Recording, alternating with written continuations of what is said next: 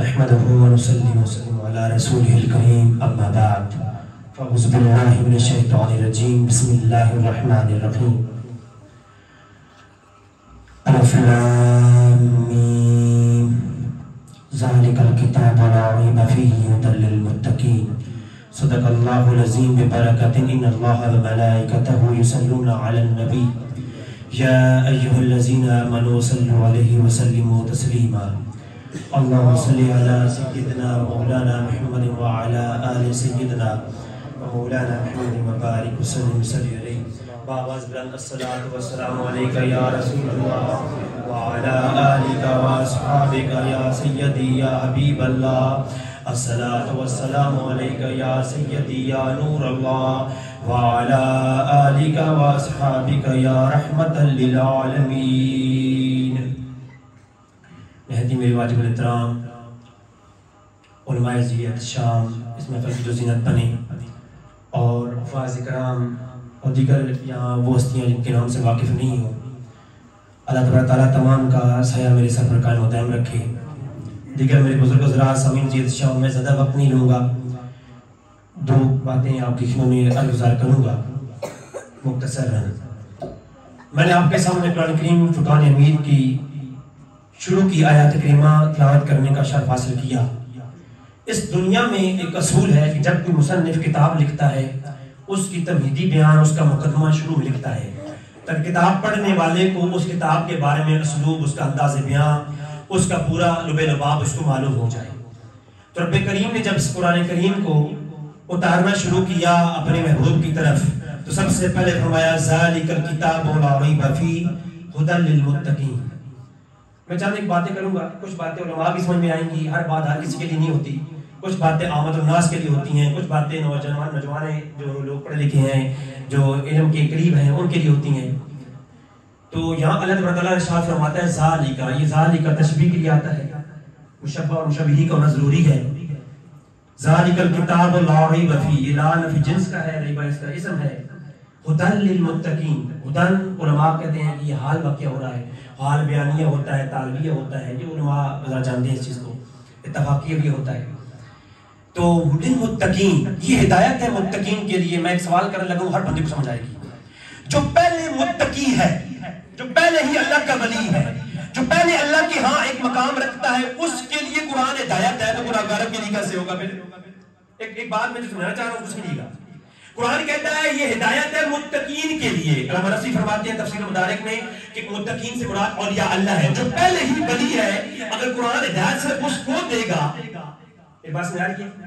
تو اس قرآن کی صحت کا کچھ مفہوم سمجھ نہیں آ رہا عام تو یہ ترجمہ پڑھتے ہیں نا کہ اس میں یہ کتاب وہ ہے جس میں شک نہیں ہے اور یہ ہدایت ہے متقین کے لیے لیکن آج میں آپ کے سامنے کچھ ٹیکنیکل بات رکھ رہا ہوں خطاب میں اور طرح سے کر سکتا ہوں وہ با والا خطاب مجھے آتا ہے شعر پڑھنے مجھے آتے ہیں لیکن میں آج ایک اچھی بات سمجھا کے جا رہا ہوں اور اس بات کو دل کی تختی پہ لکھنا ہے آج بچہ یہ سوال کرتا ہے کہ فلاں فرقے والا قرآن پڑھتا ہے فلاں فرقے والا بھی قرآن پڑھتا ہے یہ بندہ بھی قرآن پڑھ کے قرآن سے کہتا ہے کہ میں نے یہ اپنی بات کو قرآن سے ثابت کیا ہے وہ بھی قرآن پڑھ کے کہتا ہے میں نے قرآن ثابت کیا ہے قرآن کیا کہہ رہا ہے پہلے تو اس بات کو سمجھنا چاہیے دیکھیں ایک شخص قرآن پڑھے کہے گا دیکھیں یہ دہشت گردی کرنا قرآن ثابت کر کے کہتا ہے اقتل المشرکین مشرکین کو قتل کر وہ قرآن پڑھ کے آپ کو سنائے گا دوسرا امن کا پرچار کرنے کے لیے وہ قرآن کی آیات پڑھے گا جس نے کسی ایک شخص ایک ذی روح کو قتل کیا اس نے پوری انسانیت کو قتل کیا وہ بھی قرآن پڑھ رہا ہے ایک شخص آپ پاس آپ کہتا ہے کہ اللہ کے رسول فقط بشر ہیں قل انما انا بشر مثلکم یوحی الی وہ بھی قرآن پڑھ رہا ہے دوسرا آگے بڑھے قد جاءکم من اللہ نور اللہ کے نبی نور ہے آپ عام انسان جو لوگ بیٹھے ہیں یہ پریشان ہو جائیں گے بھائی میں کس کی بات کو سنوں ان میں کون حق پر ہے سب قرآن پڑھ رہے ہیں تو قرآن تو کہتا ہے لا ریب فیہ اس میں شک نہیں ہے میرے اللہ اس میں اگر شک نہیں ہے تو میں عام انسان تو شک میں مبتلا ہو گیا پھر اللہ نے اس کی وضاحت فرمائی یضل بہ کثیر و یہدی بہ کثیر کثیر وہ ہیں جو قرآن پڑھتے ہیں کثیر وہ ہیں جو قرآن پڑھتے ہیں وہ قرآن پڑھ کے سناتے ہیں قرآن کے اندر ان کے بھی بڑے کام ہیں قرآن کی تفسیر انہوں نے بھی لکھی ہے فن قرآن کے اوپر ان کی بڑی بڑی کتابیں ہیں بڑے بڑے مدارس انہوں نے بنا رکھے ہیں میرے اللہ سب قرآن پڑھنے والے ہیں میں عام بندہ پریشان حال ہوں تو کہتا ہے لا ریب فیہ اللہ فرماتا ہے لا ریب فیہ صرف نہ پڑھ اگلی بات بھی پڑھ جو دل بھی کثیرہ، کثیر وہ ہیں جو قرآن پڑھتے ہیں مگر گمراہی کی طرف چلے جاتے ہیں، قرآن پڑھ کے گمراہ ہو جاتے ہیں، اور یہدی بھی کثیر، کثیر وہ ہیں جو قرآن پڑھ کے ہدایت طرف گامزن ہو جاتے ہیں۔ اب اگلی بات للمتقین، اب یہ شرط ہے، متقین شرط ہے، اور یہ میں ایسی بات بتانے لگا ہوں انشاءاللہ تبارک تعالیٰ آپ کا عقیدہ بالکل روز روشن کی طرح عیاں ہو جائے گا۔ سامعین زیت شام، میں یہاں کہتا ہوں قاری صاحب بہت بڑے قاری ہیں۔ کوئی کہتا ہے دلیل کیا ہے؟ دلیل یہ ہے کئی بچے انہیں حافظ بنائے ہیں، ان کے بچوں کو حافظ بنانا اس بات کی علت ہے، اس بات کی دلیل ہے کہ یہ بہت بڑے قاری ہیں۔ اب قرآن کہتا ہے لا ریب فیہ، اس میں شک نہیں ہے، یہ ہر ایک کے لیے نہیں ہے۔ قرآن میں شک نہ ہونے کی دلیل کیا ہے؟ کہا کہ اس سے ولی ہدایت پکڑتے ہیں، ھدی للمتقین کا مفہوم یہ بنے گا، کہا کہ اس سے ولی ہدایت پکڑتے ہیں، یہ اس بات کی دلیل ہے کہ قرآن میں شک نہیں ہے۔ ولیوں کو نکال کے قرآن سمجھو گے تو قرآن میں تمہیں شک ہی شک نظر آئے گا۔ ہر بندہ اپنا قرآن اٹھا کے گھوم رہا ہے، مولا علی کے سامنے قرآن پڑھ کے لوگوں نے کہا علی ہم تمہاری بات کو نہیں مانتے، ہم قرآن کو مانتے ہیں، تو وہ قرآن کے مفہوم کو غلط سمجھتے ہیں۔ مسند احمد کے اندر حدیث ہے نا کہ فرمایا علی میں نے قرآن کے منوانے پر جمع کی ہے، تو قرآن کی تفسیر اور مفہوم کے پر جمع کرے گا۔ سمجھا رہی بات؟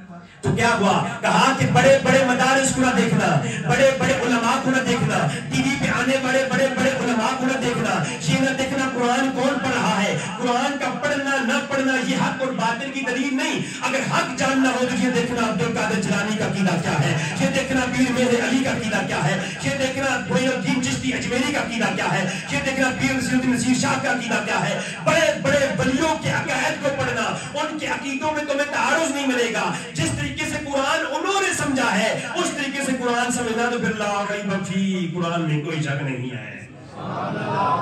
بات میں آ رہی ہے؟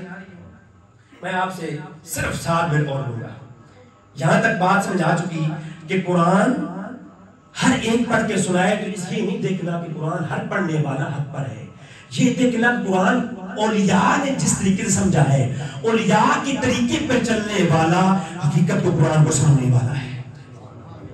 ادروائز قرآن ہر کوئی آپ پڑھ کے سنائے گا۔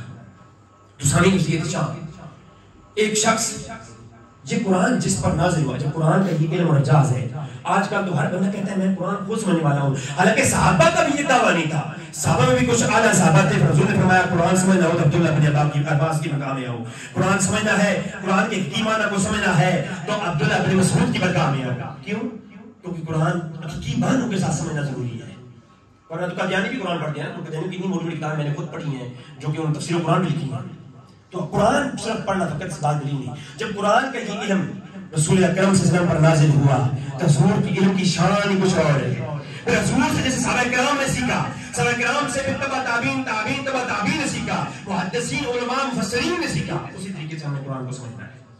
آج کے بعد جتنے بھی نوجوان ہیں قرآن کو سیکھنا ہو تو پرانے علماء کی تفسیر کو پڑھو، آج کل کے علماء کی نہیں، پرانے علماء کی تفسیر کو پڑھو۔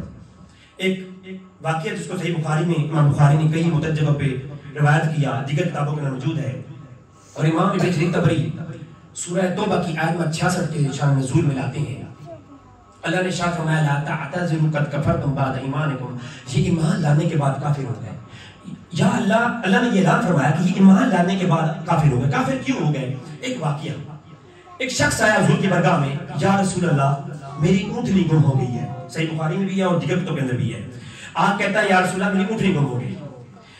صحابی رسول حضور کی برگاہ میں، یا رسول اللہ میری اونٹنی گم ہو گئی ہے، رات سے گم ہو گئی۔ حضور نے فرمایا پریشان نہ ہو میرے پیارے صحابی، جا فلاں جنگل کے اندر چلا جا، تمہاری اونٹنی کی نکیل ایک جھاڑ کے ساتھ لٹکی ہوئی ہے۔ وہ صحابی کا عقیدہ دیکھے، صحابی کے عقیدے بھی کمال کے، آج اپنے عقیدے اور صحابہ کرام کے عقیدوں کی طرح بنا لو۔ سبحان اللہ فرمایا یا رسول اللہ اونٹنی گم ہو گئی۔ حضور نے فرمایا فلاں جنگل کے اندر چلا جا، فلاں جنگل کے اندر تمہاری اونٹنی موجود ہے۔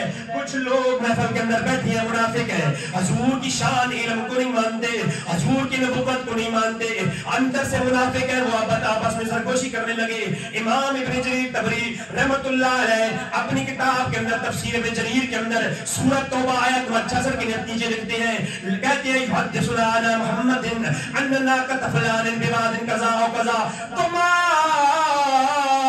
يدري بالغیب، کہا کہ اے یہ لوگ ہم اندر کے اندر بیٹھے ہیں, حضور کی پیچھے نمازیں پڑھتی ہیں, حضور کے ساتھ بیٹھتی ہیں, محفل کے اندر بیٹھتی ہیں, اے محمد کو ہماری خبر ہی نہیں ہے کہ ہم دل سے مانتے نہیں ہیں, ہماری خبر نہیں, اور جنگل کی جا کی خبریں دے رہے ہیں, جنگل کی غیب کی خبریں دے رہے ہیں, ہمارا علم ہی کوئی نہیں. وما یدری بالغیب, جو یہ اعتراض کیا نبی پر, اللہ کی جانب سے قرآن نازل ہوا, لا تعتذروا قد کفرتم بعد ایمانکم, کہا کہ اے نبی ان کو اپنی محفل سے اٹھاؤ اور یہاں سے نکال دو, یہ ایمان لانے کے بعد کافر ہو گئے ہیں. یہ ایمان لانے کے بعد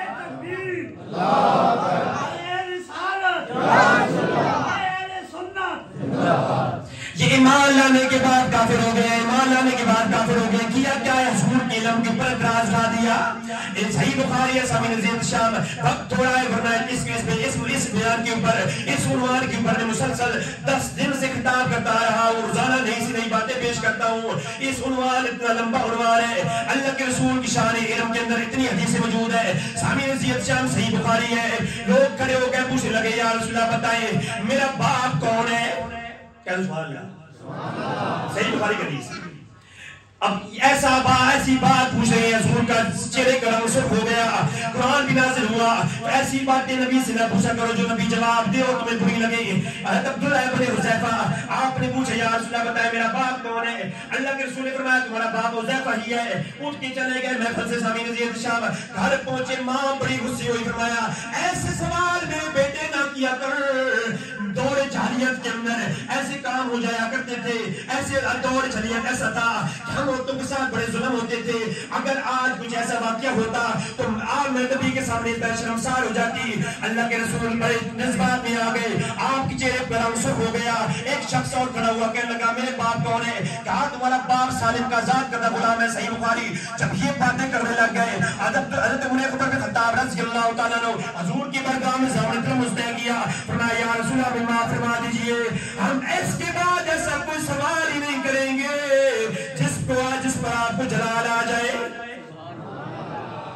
ایسا عمل جس کے بارے میں اللہ اور اللہ کے علاوہ کوئی نہیں جانتا. اللہ کے نبی اللہ کے نبی جانتے بھی ہیں اور بتاتے بھی ہیں, لیکن اللہ اکبر اگر اللہ کے نبی نے کچھ علم نہیں بتایا تو اس کے اندر کچھ راز ہے. بعض چیزیں نہیں پتا, اس کے اندر کچھ راز. صحیح بخاری میں حضرت ابو ہریرہ کہتے ہیں کہ اللہ کے رسول نے ہمیں 2 علم دیے, 2 ظرف دیے علم کی. ایک تو ہم نے بتا دیا, اگر دوسرا بتائیں تو لوگوں کے گلے کاٹ دیے جائیں. اور یہ ایک اور آخری سوال جو یہاں کیا گیا, وہ میں ایک بھائی نے مجھ سے کل ایک سوال کیا. وہ کہہ رہے تھے کہ جی کہ کل کیا ہوگا یہ نبی نہیں جانتے, کل کیا ہوگا یہ نبیوں کو نہیں علم. میں نے کہا اگر اس پہ کوئی بات دلیل مل جائے تو. میں نے کہا ہمارا عقیدہ یہ ہے کہ اللہ سارے علم جاننے والا, فَعِندَهُ مَفَاتِحُ الْغَيْبِ لَا يَعْلَمُهَا إِلَّا هُوَ, اللہ کے سوا کوئی غیب کا علم نہیں رکھتا. مگر ہمارا عقیدہ یہ بھی ہے عالم الغیب فلا یظہر علی غیبہ احدا الا من ارتضی من رسول, کہ اللہ کے نبی اللہ کی عطا سے غیب جانتے بھی ہیں. اور قرآن کے اندر ایک واقعہ, آخری بات سن لیں, بالکل سادہ الفاظ سمجھاؤں گا, اس بات کا جواب سن لیں کہ کل کیا ہوگا یہ بھی نبی جانتے ہیں اللہ کی عطا سے. خضر علیہ السلام نے ایک بچے کو کیا قتل. قرآن میں واقعہ موجود سورۃ الکہف میں, ایک بچے کو کر دیا قتل. خضر علیہ السلام نے, موسیٰ علیہ السلام نے پوچھا خضر بچے کو قتل کیوں کیا؟ آگے سے جواب دیا یہ بڑا ہوگا, بڑا ہو کے کافر ہوگا. اے خضر جب اس اللہ نے تقدیر لکھ دی ہے کہ بڑا ہو کے کافر ہوگا تو تو پہلے ختم کیوں کر رہا ہے؟ بات سمجھنے والی ہے, بات تو جو کریں. اے خضر اللہ نے لکھ دیا یہ لڑکا بڑا ہوگا, بڑا ہو کے کافر ہوگا, تو خضر آپ کو حق کس نے دیا کہ اللہ کی لکھی کو مٹا رہے ہو؟ ہائے ہائے ہائے. تو بڑا معلوم ہوا کہ نبی صرف یہ نہیں جانتے کل کیا ہوگا, نبی یہ بھی جانتے ہیں یہ بچہ بڑا ہو کر کے کیسا ہوگا, اس کے والدین کیسے تھے, نبی جانتے ہیں. اور اگر اللہ چاہے اللہ نبیوں کو ولیوں کو ایسی طاقت عطا کرتا ہے, نبی لکھی تقدیر مٹا دیتے ہیں. وہ اللہ نے جو لکھ رکھا تھا نا, ولی نے چاہا نبی نے چاہا تو وہ مٹا گئی, اس کی نئی تقدیر لکھ دی. اب وہ نیکوں میں اس کا شمار ہوگا. وما علینا الا البلاغ المبین. کبھی انشاءاللہ پھر, اب یہ موضوع ایسا ہے کہ اس پہ جتنا بولتے جائیں. آج کی محفل کی برکت کے لیے بہت کچھ میں نے بیان کر دیا. یہ کہنے کا مقصد یہ ہے کہ اپنے عقیدے رسول کا علم ایسا علم بعد از خدا بزرگ تو ہی قصہ مختصر